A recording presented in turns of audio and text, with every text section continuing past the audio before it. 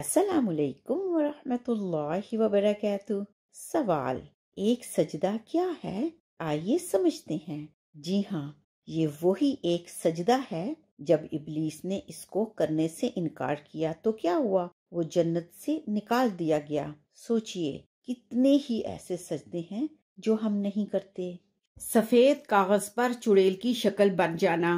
ضلع ملتان کے ایک شہر میں کسی مشہور عامل کے پاس جانے کا اتفاق ہوا۔ بیچاری مریضہ کی تکلیف کا سبب ہی ان کے گھر والوں کو معلوم نہ ہوتا تھا۔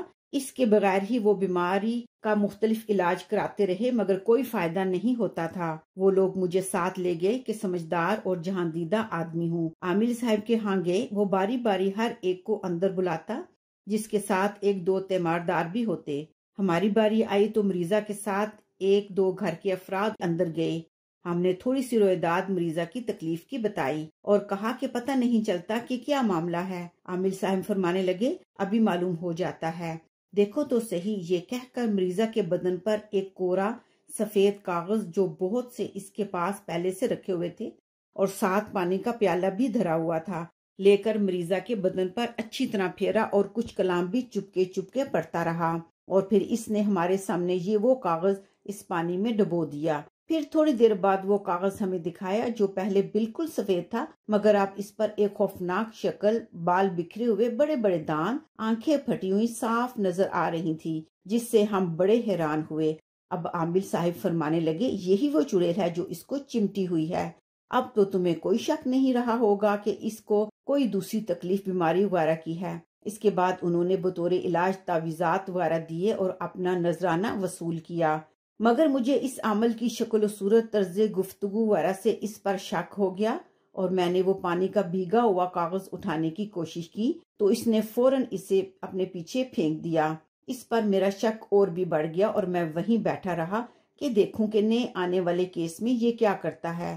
میرے ساتھی تو باہر چلے گئے اور نئے لوگ آ گئے تو عامل صاحب نے مجھے کہا کہ تم باہر چلے جاؤ۔ میں نے کہا، آپ کو میرے یہاں بیٹھنے سے کیا تکلیف ہے؟ میرے کاغذ چھیننے کی کوشش سے وہ پہلے ہی الرجک تھا۔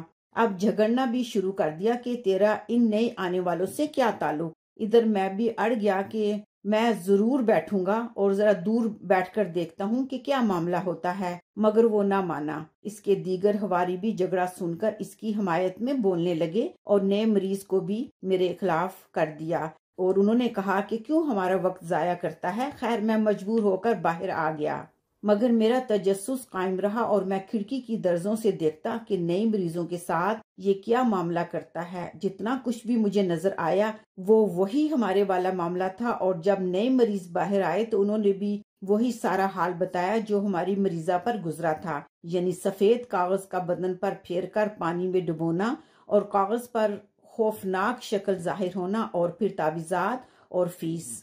میں نے ان سے کاغذی بلا کی شکل و صورت دریافت کی تو انہوں نے ہو بہو وہی بتائی جو ہم نے دیکھی تھی۔ بہرحال میں یہ سمجھ گیا کہ یہ کوئی ٹھگ ہے، صحیح عامل نہیں، مگر مجھے اس کے سفید کاغذ پر پانی میں ڈبونے سے وہ خوفناک شکل بن جانے کی وجہ سمجھ میں نہ آئی۔ راکم نے ان سے کہا کہ جب میں ہندوستان میں اپنے گاؤں اسکول میں پڑھاتا تھا تو حضرت مولانا حکیم محمد عبداللہ صاحب کی لائبریری میں ایک کتاب مداریوں کے شعبدوں کے متعلق پڑھی تھی۔ اس میں کئی ایسی روشنائیوں کا ذکر تھا جو نظر نہ آتی تھی مگر بعد میں وہ کسی چیز کے مس سے وہ نظر آنے لگتی۔ ان میں سے ایک یہ تھی کہ اچھی قسم کے صابن کو کاٹ کر قلم کی طرح بنا کر صاف سفید کاغذ پر کچھ لکھا جائے تو وہ لکھا ہوا بالکل نظر نہیں آتا، مگر جب اس کاغذ کو پانی میں ڈبوئیں تو وہ تحریر بڑی واضح نظر آنے لگتی ہے۔ اسی طرح اگر پیاز کا پانی نکال کر اس سے سفید کاغذ پر کچھ لکھیں تو وہ تحریر بالکل نظر نہیں آئے گی، مگر جب اسے آگ کے قریب کیا جائے گا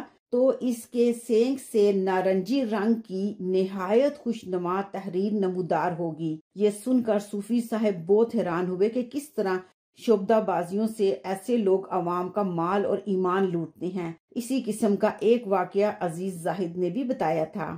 سوال: تنہائی کیا ہے؟ آئیے جانتے ہیں۔ اللہ سبحانہ و تعالی تنہا ہے، اور تنہائی صرف اسی ہی کے لیے تو ہے۔ انسان کا لفظ ان سے نکلا ہے، جس کا مطلب ہے کہ انسان گروہوں میں رہنا پسند کرتا ہے، قبائل میں، جماعت میں، فیملی کی صورت میں، رشتہ داروں میں ہرگز تنہا نہیں رہ سکتا۔ تو ثابت ہوا نا، اللہ سبحانہ و تعالی تنہا ہیں، اس جیسا کوئی بھی نہیں۔ شکراً۔